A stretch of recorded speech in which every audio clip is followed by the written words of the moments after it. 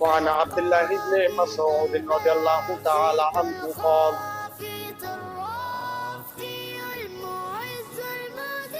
قال رسول الله صلى الله عليه وسلم আল্লাহ রাসূল সাল্লাল্লাহু আলাইহি ওয়াসাল্লাম বলেন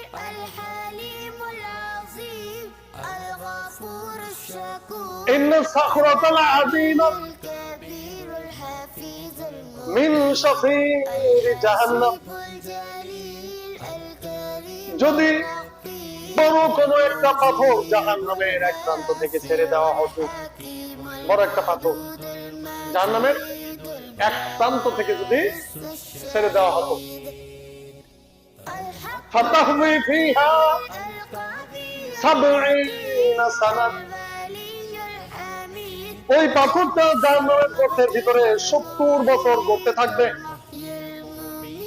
70 বছর পাথরটা গড়তে থাকবে।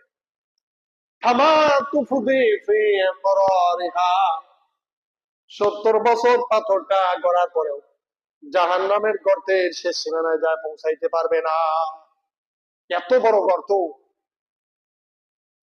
এত বড় গর্ত যে একটা পাথর যদি উপর থেকে ছেড়ে দেওয়া হয় 70 বছর খালি পাথর গড়তে থাকবে, কিন্তু জাহান্নামের গর্তের শেষ সীমানায় যায় পৌঁছাইতে পারবে না। হচ্ছে কেবল পরিচিতি চলতেছে।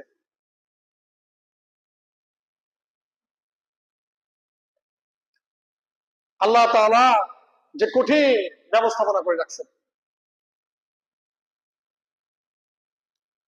وعن عبد الله بن عباس رضي الله تعالى عنه قال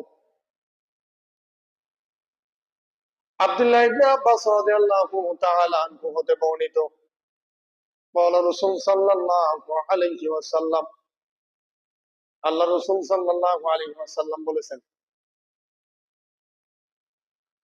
লাউ আন্না কুদরাতান মিনাজ যাকুম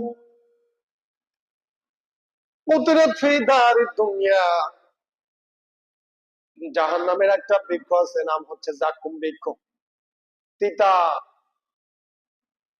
আমরা যেমন উস্তে খাই, উস্তে তো তিতা, উস্তে তিতা, এর চাইতেও ভয়ঙ্কর তিতা। আর কি তিতা, কাঁচা তো গালেই দেওয়া যায় না। উস্তে উস্তে কাঁচাটা গালে দেওয়া খুব কঠিন। এরকম তিতা, ভয়ঙ্কর তিতা, এটা জাহান্নামের বৃক্ষ। যে যাবে সেই বুঝতে পারবে যে কি পরিস্থিতি। নাম হচ্ছে যাকুম বৃক্ষ। আল্লাহ রাসূল বলতেছেন,